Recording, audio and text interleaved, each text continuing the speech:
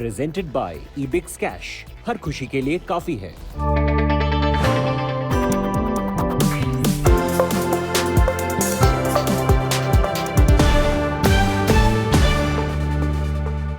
Hey, good evening. Thanks so much for being with us here on the Business Today show. I'm Chairti Narula, getting you all the top stories from the world of business. Let's begin with the top headlines this evening. Steady gains on Dalal Street. Nifty ends above the 17,100 mark. Sensex soared 600 points, led by metal and finance.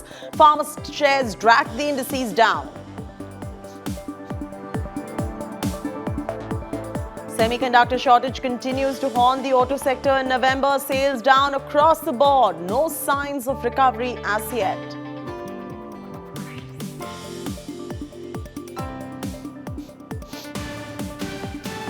Big jump clocked in GST collections. Figure in November, second only to April 2021. It's a clear sign of a recovery in the economy.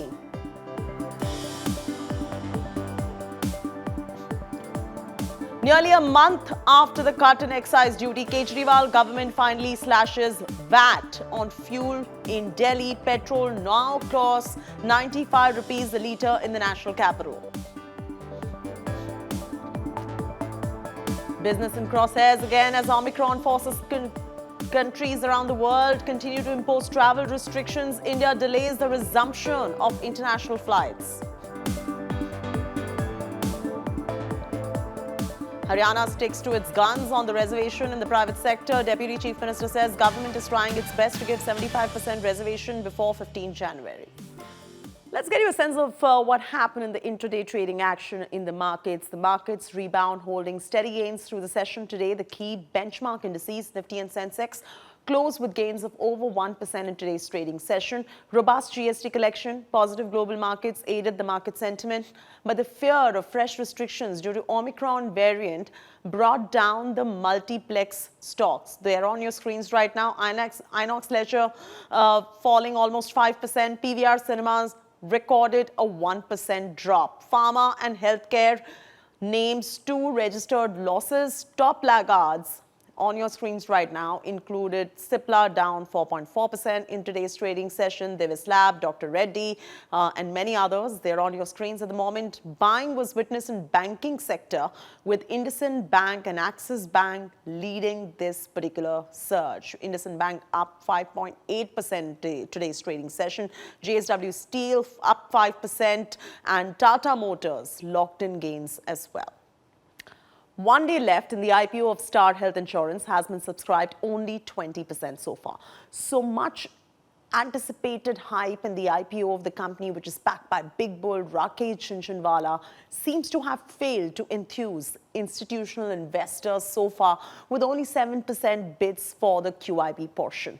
The retail investor portion was subscribed 89% on day 2. The issue that is raising over 7,200 crore rupees closes tomorrow.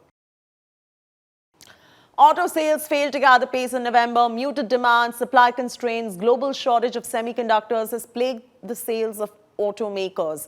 Poor rural demand, erratic monsoon, delayed harvest led to the slowdown in sales for the tractors. Automakers across the board had a bumpy ride in November. Maruti saw a marginal rise in sales numbers compared to October. Tata Motors registered a massive 8% fall in sales. M&M and Hyundai reported a slump in sales. On the other hand, you've got Toyota sales that jumped about 4.5%. Two-wheeler sales also continue to be fairly under pressure. TVS reported a 24% fall in sale as compared to last month. Bajaj Auto recorded a massive jump in sales on a month-on-month basis compared to November last year. The company reported a 12% fall in sales. India's electric vehicle market, or the EVM sector, is expected to grow at a compounded annual growth rate, or a CAGR, of 90% this decade. According to a report by consulting firm RBSA Advisors, the market will touch $150 billion by 2030. The Indian EV market is currently in infancy and barely accounts for 1.3% of total vehicle sales. The report, however, states that the EV technology required sizable investment in R&D and product development and will require an investment of $200 billion. Punjab National Bank can focus after bank cuts interest rates on savings accounts for balances below 10 lakh rupees to 2.8% per annum. The bank has also reduced the interest rates on savings accounts for balances above 10 lakh rupees to 2.8%, 2.85 to be precise percent. The bank is also offering an interest rate on FDs ranging between 2.9% and 5.25% on fixed deposits maturing in the range of 7 days to 10 years. In a move that would provide further relief to the telecom operators, the Union Cabinet chaired by Prime Minister Modi is said to have considered proposal to roll back the one-time spectrum charge. This charge would have imposed a 40,000 crore burden on operators like Bharti Airtel and Vodafone Idea. This is coming a day before the Supreme Court is scheduled to hear the matter on Thursday. Earlier in October, the Department of Telecommunications had told the Supreme Court that the government was reconsidering the charge. While Airtel counter did not seem to be enthused by this development, Vodafone Idea shot up 14% in trade today. Chetan Bhutani joins us with more details.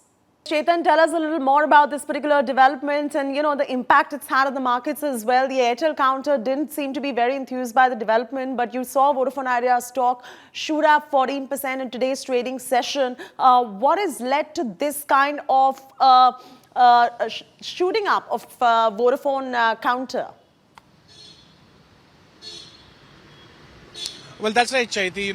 This development and a possible good relief for the telecom companies, the Union Cabinet, chaired by Prime Minister Narendra Modi, has considered and discussed the proposal of rolling back OTSC, which is one-time spectrum charges. That was really about 40,000 crore rupees relief to companies like Vodafone Idea and Bharti Airtel. However, Bharti Airtel did not see any good spike in its trading. Of course, Vodafone Idea literally had a good response to the news coming in. However, our sources have been telling us that the Prime Minister chaired Union Cabinet meeting today discussed this matter. However, no decision was announced by the central government. However, remember, the OTSC charges would be about 40,000 crore rupees, and experts feel that with this development, if the proposal goes through, it could possibly one of the biggest wins in settlement of cases in the Vivad Se Vishwas scheme. So in times to come, we can expect a big possible relief and good news for telecom companies. All right, so that's fairly a good relief that could perhaps come in for the telecommunications sector. Thanks so much, Chetan, for bringing our viewers up to speed with the very latest developments right there.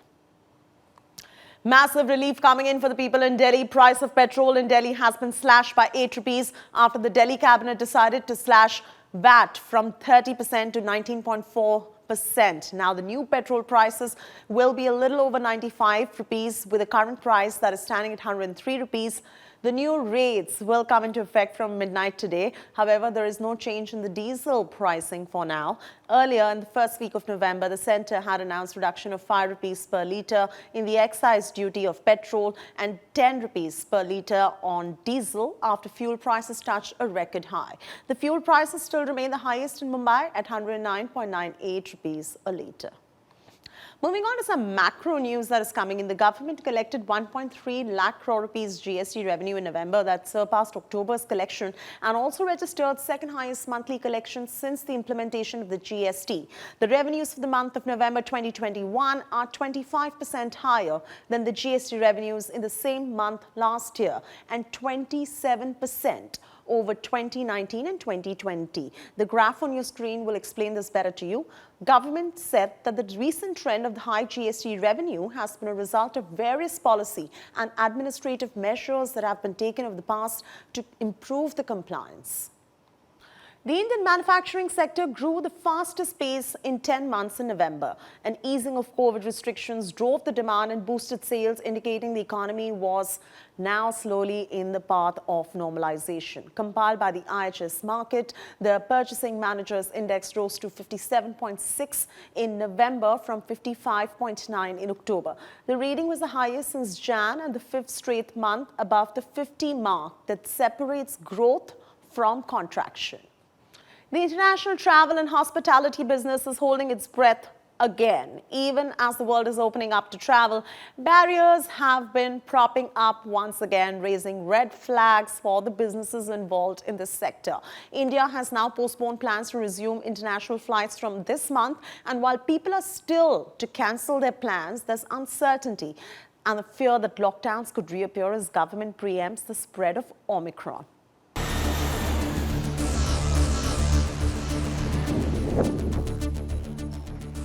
Days after Prime Minister Narendra Modi asked officials to review the lifting of international travel restrictions, the aviation regulator on Wednesday delayed the resumption of normal international flight operations from India.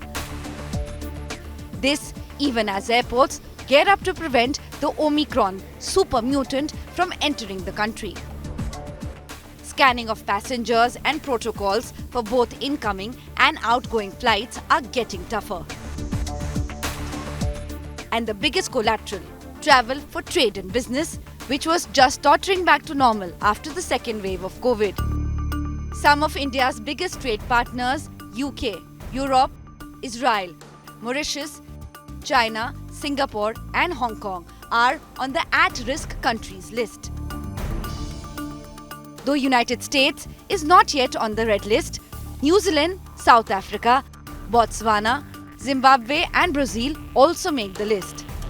At least 4 countries, China, Japan, Israel and Morocco, have also shut their borders to all foreigners, putting greater pressure on business travellers. These countries on the risk list make up for 25% of Indian exports and 35% of India's imports. This is the area in Delhi airport made ready for international passengers who will be in isolation as they are tested by authorities for the Omicron variant, ready for the tough new rules put in place by the government. All passengers arriving from the at-risk countries will have to undergo a mandatory RT-PCR test and wait in the isolation area of the airport till the result is out. If the result is positive, the passenger will undergo institutional quarantine and treatment. If negative, the passenger will still have to be quarantined at home and test again on the 8th day. This will be followed by self-monitoring for the next 7 days. Passengers arriving from non-risk countries will undergo random tests and will also have to submit their 14-day travel history. Dalal Street, meanwhile, is already punishing stocks linked to travel and hospitality. A glance at companies with highest market capitalization in the travel, airlines and hotel sectors show them much below their year highs. Investors have clearly anticipated tough times ahead and sold off these companies. We are already seeing how some of the flights to and fro from these destinations, they have become too expensive. People do not want to travel. People don't want to go abroad, especially in those countries where there are cases of the new variant. So looking at this, the aviation sector is now thinking that there is a possibility, in case we see a rise in the cases across the globe, there is a possibility of more countries putting a ban on international flights, and there are people who believe that this happens, then we will see the aviation as well as the tourism industry see another very painful year. This is Aishwarya Paliwal reporting for Business Today with camera person Ashwini Helen. BJP spokesperson Sambit Patra has been appointed chairman of the Indian Tourism Development Corporation. The decision was taken on Tuesday by the Appointments Committee of the Cabinet. The committee split the post of CMD, ITDC, into 2, the chairman and the MD. It also appointed Sambit Patra as a part-time non-executive director and the chairman of the Hotels PSU for a period of 3 years. Patra earlier in 2017 had been appointed an independent director of ONGC for 3 years, a move that had invited much criticism even as a court case. Haryana seems to be on the target to implement reservation in private sector jobs for the residents. The sector announced 75% reservations in all jobs up to a salary of 50,000 rupees a month. The government reportedly collected all information regarding these jobs and says it will ensure the gazette notification is in place by Jan. Listen in to Dushyant Chautala, the Deputy Chief Minister of Haryana. अब तक 20,000 के लगभग कंपनियों ने हम portal पर अपने आप को रजिस्टर कराया है, जिनने अपना एम्प्लॉयज डाटा इस पे अपलोड करने का काम किया है। और हमारा प्रयास है कि 15 जनवरी से पहले हरियाणा प्रदेश की तमाम इंडस्ट्रीज को हम उनके माध्यम से रजिस्टर कर हमारा 75% रिजर्वेशन हरियाणा के रेजिडेंट्स को देने का वादा है। You're watching Ask Udayan, the show where we answer your questions on the stock market. I'm Chaiti Narula, and with me, our very own global business editor, Udayan Mukherjee. We at Ask Udayan discuss strategies to smartly invest in quality stocks. So keep sending in your questions to us at the number flashing on your screens right now, and we will answer a select few on TV and online every Wednesday. So let's begin and take some of our viewer queries now. Our first question today is from Preeti Kaushal. She's calling in from Noida. Hi Udayan, I am holding 5,000 shares of IDFC First Bank at an average price of 45. Should I hold it or exit? Well, you've gotten at a reasonably good price because the stock had a great rally and went up almost to 65 kind of levels, and it's cooled off to about 55, but your entry price is probably as good as you could have imagined getting into IDFC First. It's a good bank. I mean, it's got a reasonably good management. One could call it a retail bank given that nearly 2/3 of its business comes from the retail end. So it's closer in that sense to an HDFC bank, not as good yet, than maybe an ICICI bank or an IndusInd bank. Its valuations are not terribly expensive at 1.8 times price to book. So I think it's pretty okay for a retail bank in the private sector. The one issue which one has with IDFC First is, aside of the legacy issues, because it's a relatively new bank and therefore it will take time to get to the Kotak HDFC kind of a model in terms of margins yet. But one issue which I keep seeing with IDFC is that they don't provide that aggressively. And given that we're going through the COVID kind of situation, if heavens forbid we have another setback with another wave, I don't think IDFC has enough protection under its belt. So in good times it should be okay, but if times turn bad, you might see asset quality issues cropping up in IDFC First. Otherwise, it's a reasonably good bank and you can easily keep it in your portfolio given that you've gotten at a fairly attractive price point of around 44, 45. Time now for another interesting question that is coming in from Rajan Giridhar, and Rajan's calling in from Hyderabad. Go on, Rajan. Sir, I am holding 10,000 shares in Union Bank. What do you suggest? Well, Union Bank, like any other public sector bank, has cleaned its books quite aggressively and is probably getting ready for the next capex cycle, which everybody seems to believe is on us after many, many years. So if we do have a proper capex cycle, I think it's possible that Union Bank also continues to do quite well because valuations are very cheap for this bank. I mean, it's trading at less than half times book and it has a dividend yield of around 7%. So you can't fault it on valuations.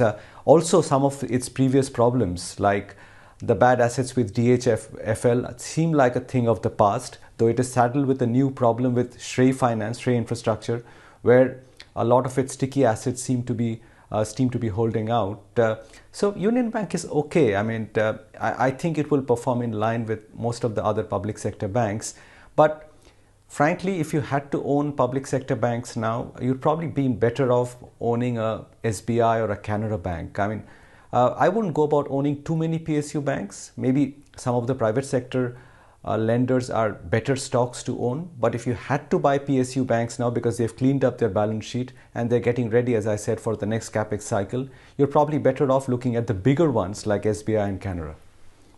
All right, let's go on to another query that is coming in. Sahil is calling in from Adlakha, Faridabad. What's your query, Sahil? Then I want to invest in HCL Tech. Should I buy at current levels? Please suggest. Well, HCL Tech is a good enough company. There's nothing wrong with it. The question, and technology seems to be in a good purple patch right now. The next few years seem to be good for IT service companies broadly. The question is you have quite a bit of choice out here. At the top end, you've got the Infosys and TCSs of the world.